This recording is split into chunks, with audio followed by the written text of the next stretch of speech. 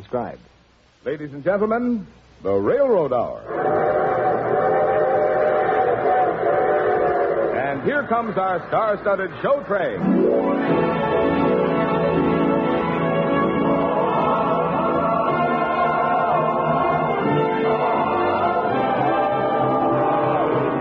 Tonight, the Association of American Railroads brings you a popular version of Balf's immortal opera, The Bohemian Girl, starring Gordon MacRae and his celebrated guest from the Metropolitan Opera, Dorothy Kirsten. Our choir is under the direction of Norman Luboff, and our music is prepared and conducted by Carmen Dragon. Yes, tonight another thrilling musical drama is brought to you by the American Railroads. The same railroads that bring you most of the food you eat, the clothes you wear, the fuel you burn, and all the other things you use in your daily life. And now, here is our star, Gordon MacRae.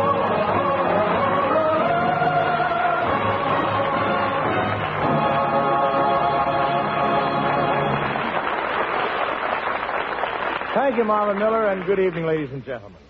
Tonight, I shall be Thaddeus, and Dorothy Kirsten is Arlene in our Railroad Hour impression of the Bohemian Girl.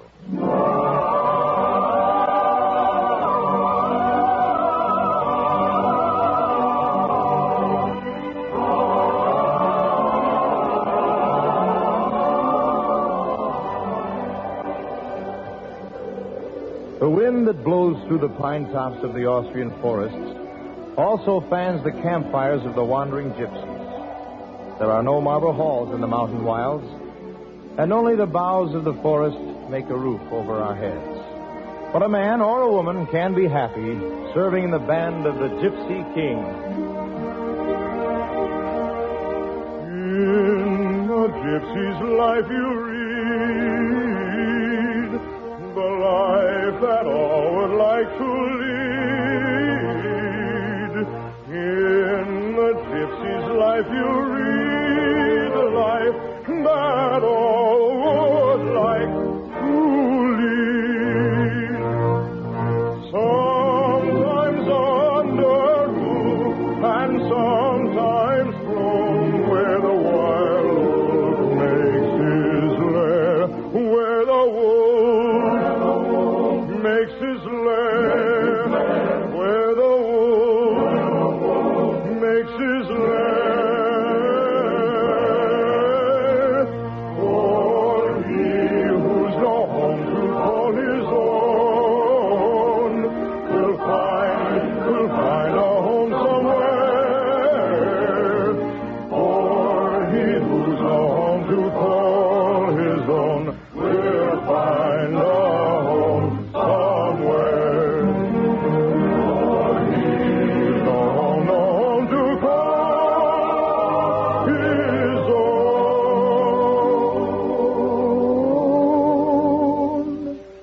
will find a home somewhere.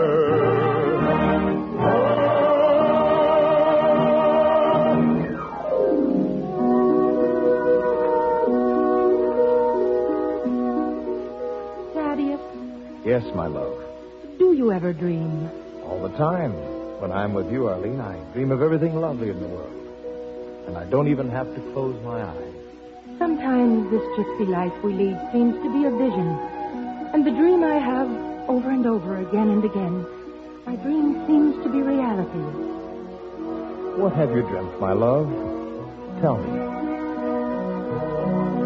I dreamt that I dwelt in marble halls with castles and serfs at my side, and of all who assembled within those walls, that I was the hope and the pride.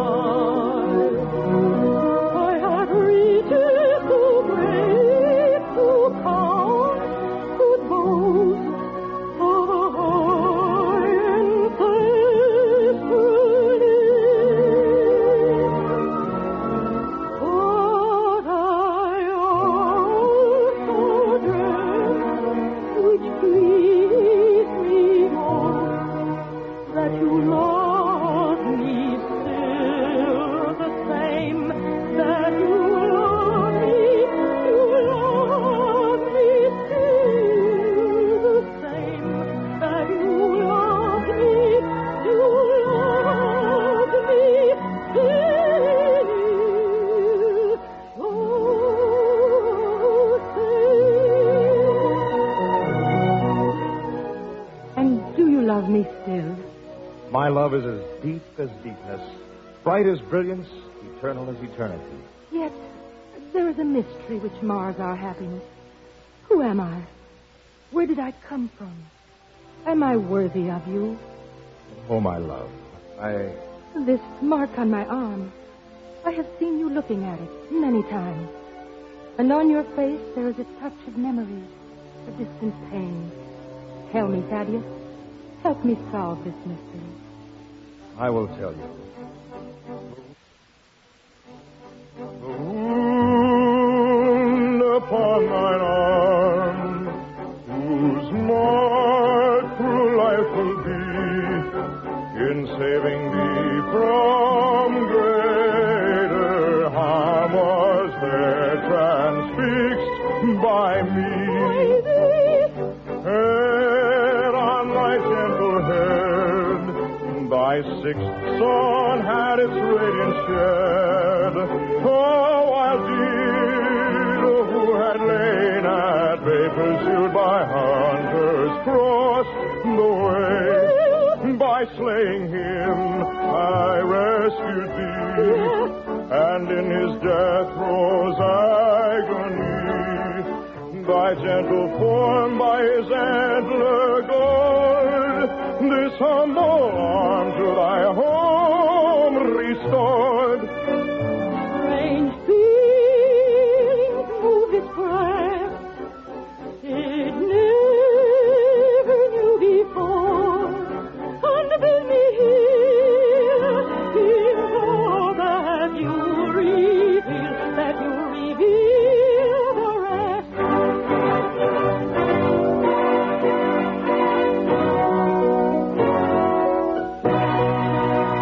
The secret of her birth to me is only known.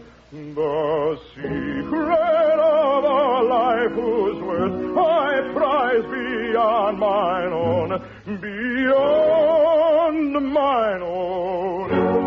The secret of my birth to him is only known. The secret of a life whose worth perchance he will disown. He will disown. Speak, tell me, he's my tortured heart. Speak, and that secret, evil or good, evil or good,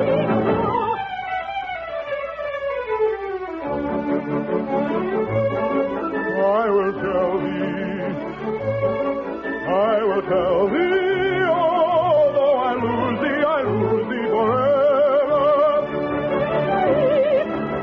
Tell me, he's my tortured heart. I will tell thee, although I lose thee forever. Wait! Devil's hoof. As king of this gypsy tribe, I order you both to join in the village of Arnheim. But he was going to tell me. My child, it is sometimes better not to know too much. The village fair is to start, and they expect us to dance and sing for them. My love.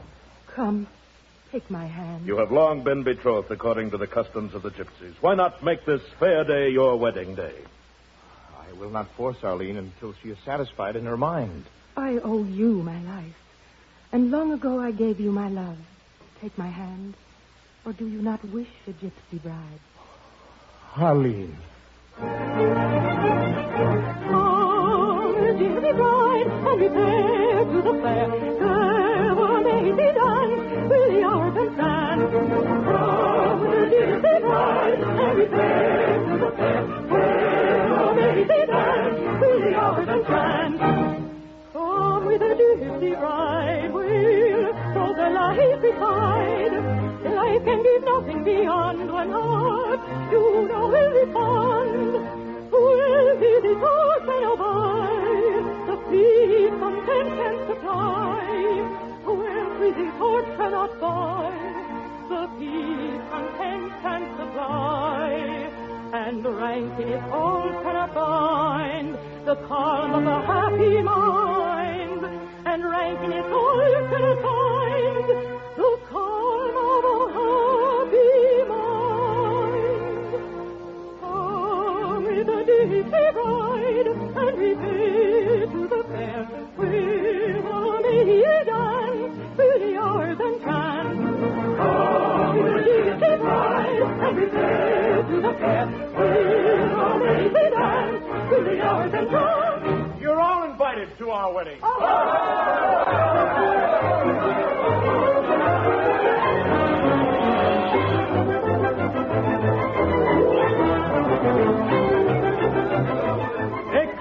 An excellent performance. Gypsy Chief. Yes, Count on us. Tell me, who is the beautiful child who dances so exuberantly? That, Your Excellency, is our bride. Within the hour, she will be married. Bring her here. I should like to wish her happiness. Yes, Your Excellency. Arlene, go speak with the Count, but only for a moment, I pray you. We do not wish to delay the wedding ceremony. Of course.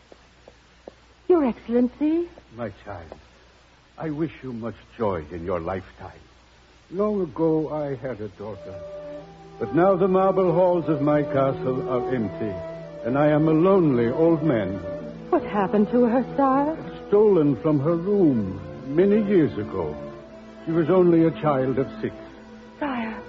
Someday, perhaps, I shall find her. But do not let me spoil the happiness of your wedding day. Sire, tell me, would you know your daughter if you saw her again? Only by a mark. A mark? On her arm. Was it a mark like this?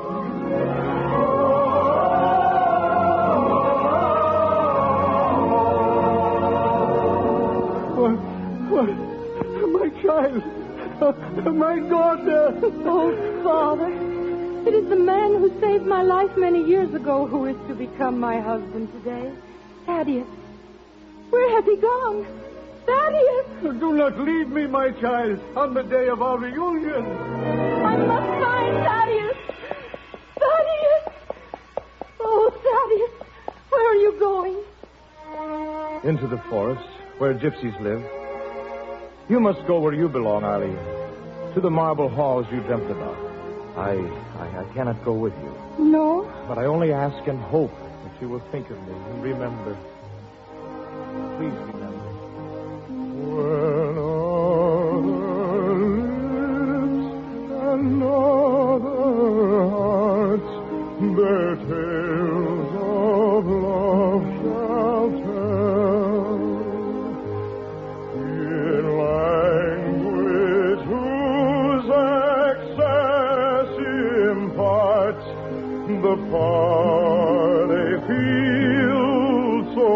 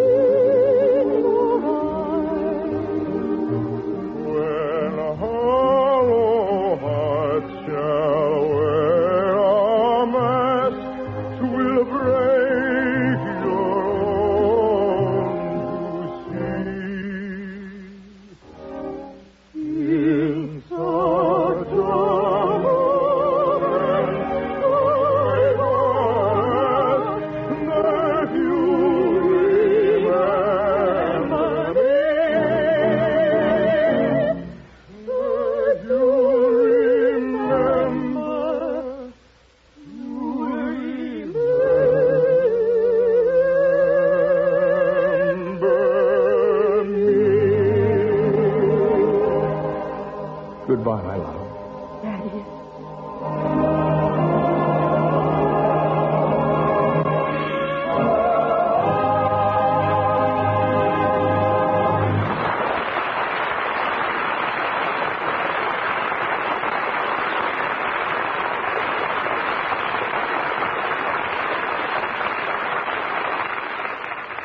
We'll return for the second act of The Bohemian Girl in just a moment.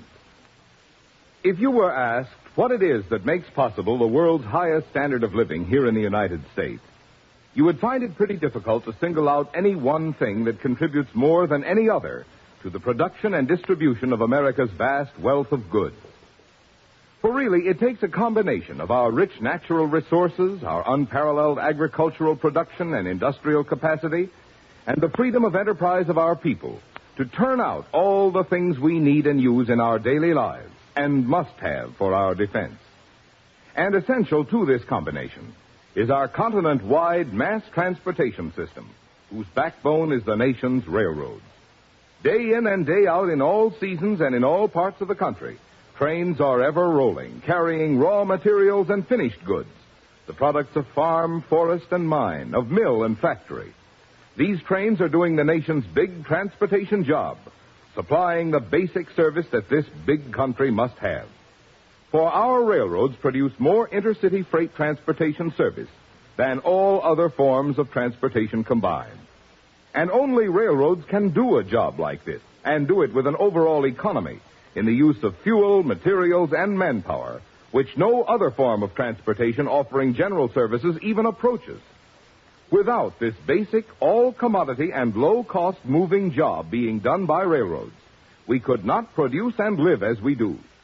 That's why it's so important to all of us that these essential railroads be allowed to keep themselves strong, ready to go on meeting the big needs of our big commerce and the growing demands of national defense.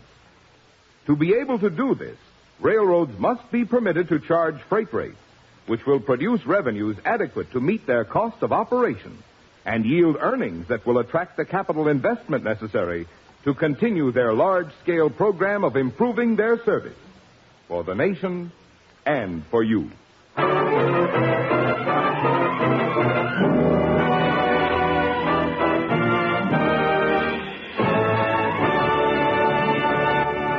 And now Act Two of the Lawrence and Lee version of The Bohemian Girl, starring Gordon MacRae as Thaddeus and Dorothy Kirsten as Arlene.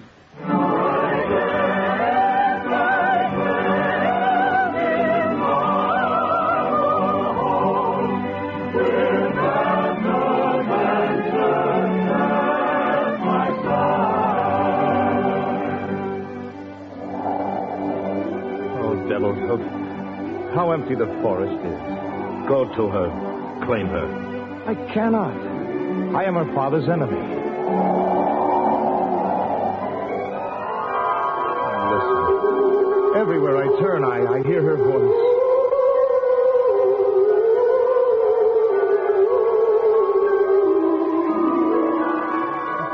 Now, my boy, you are listening to the wind and the trees and the sound of your own heart. No, Devil's Hook. Listen, there. Again.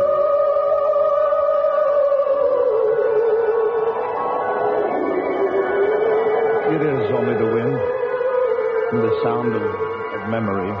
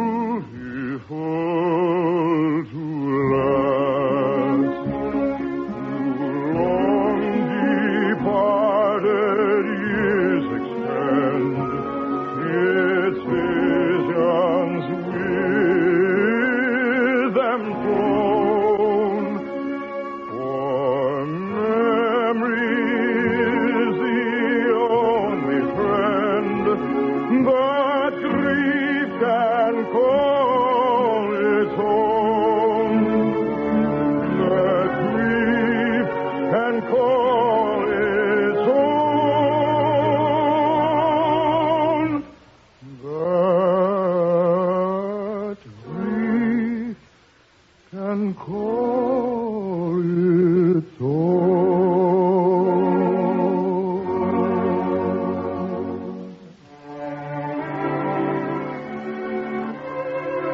devils. I will never see her again. How many years have we been friends, Thaddeus? Since you escaped from your pursuers, the soldiers of Austria. Yes, and you gave me refuge here in your green forest. I shall not stand by and see you hurt again. When you saved that child from death and her father was not grateful, I stole her from her room. Say the word and I shall steal her again.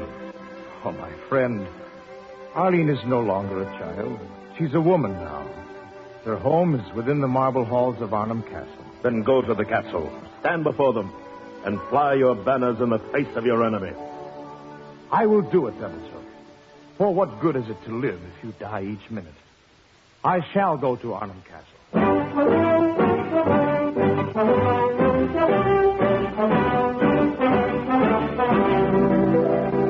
You're not serious, Gypsy. The daughter of a count cannot marry a forest vagabond. Father! It is better to die as my comrades on the field of battle have died than to stand before you hearing such words. Call in your soldiers. They will wish to capture me, to kill me, when I tell you who I am. When the fair land of Poland was plowed by the hoof of the ruthless invader, when might with steel to the bosom and flame to the roof completed her triumph for right.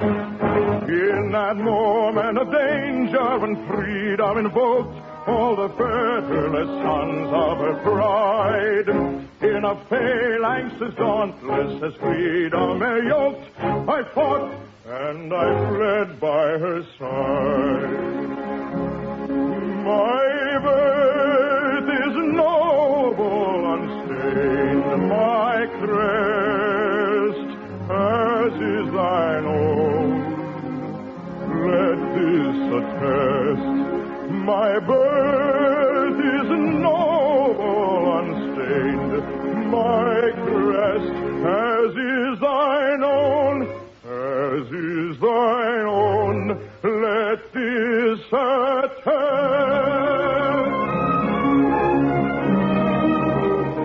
Here are my papers. I am a captain in the army of Poland. Oh. But Your Honor, Captain Arnheim, the enemy of Austria.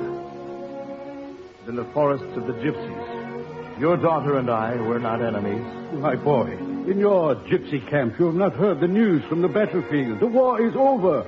We are now at peace, your country and mine. Today, the fair land of Austria clasps the hand of the fair land of Poland. Thaddeus. I give you my blessing and the belated thanks of an old man who thought he had lost a daughter, but who has gained a son. Arlene. Oh, my love, it seems as if a great storm has been raging about us. And now, look. Suddenly the sun shines and the whole world is beautiful. And you're in my arms. Let not the heart for sorrow be, we wish the bosom that she to heave. Let us come in of the shepherd's heart, if we reach the haven at last. Let not the heart for sorrow be, we wish the bosom that she to heave, if we reach the haven at last. If we reach the haven at last, at last, the haven at last. Father, I wish to be a gypsy bride, with the costume of the gypsies, and the trees of the forest as my wedding canopy. Very well, my child. Oh, Arlene, we shall be always together. In marble halls and green forests. Do you remember your dream, my love? It is very easy to remember a dream, especially when it comes true. I dreamt that you had caught my hand, that night upon bended knee, and without no maiden heart could withstand, they pledged their faith to me.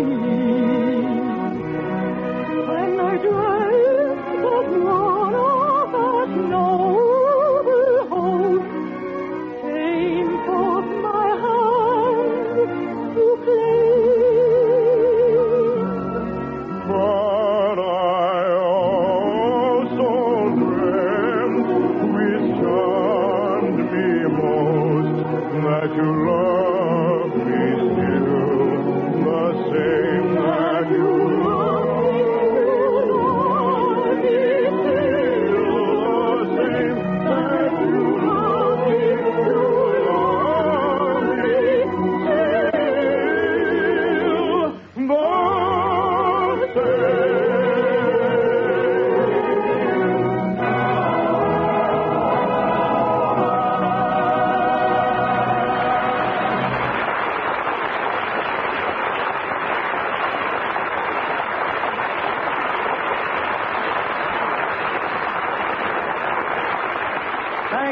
Thank you, ladies and gentlemen. Our Bohemian Girl, Dorothy Kirsten, will be back in just a moment. And meanwhile, our thanks to Herb Butterfield, who was the Count, to Bill Conrad, who was Devil's Hoof, and to our entire company. Bob's Bohemian Girl was prepared for the Railroad Hour by Lawrence and Lee. The Railroad Hour is brought to you each week at this time by the American Railroads. Only railroads can produce the mass transportation this nation must have to live as it does and defend itself. For this reason, our railroads must be kept healthy and strong at all times. This can be accomplished only if they are allowed to earn adequate revenues. And revenues will not be adequate unless the railroads are permitted to charge freight rates which are in keeping with today's levels of wages, taxes, and prices. And now here again is our lovely guest star, Miss Dorothy Kirsten.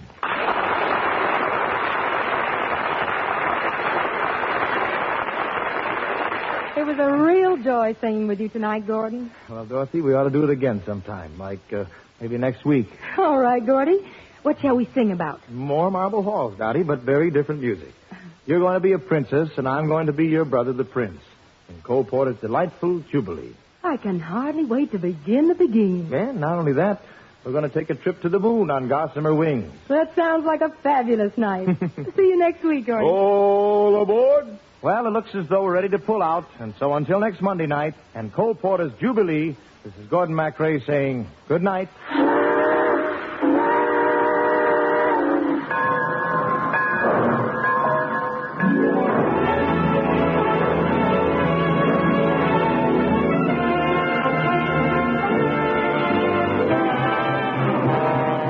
The Bohemian Girl was presented by special arrangement with the Thames Whitmark Music Library. Gordon MacRae can soon be seen in Warner Brothers' Starlit. Our choir is under the direction of Norman Luboff, and our music is prepared and conducted by Carmen Dragon. This is Marvin Miller saying goodbye until next week for the American Railroad. Now keep tuned for your Monday night of music on NBC.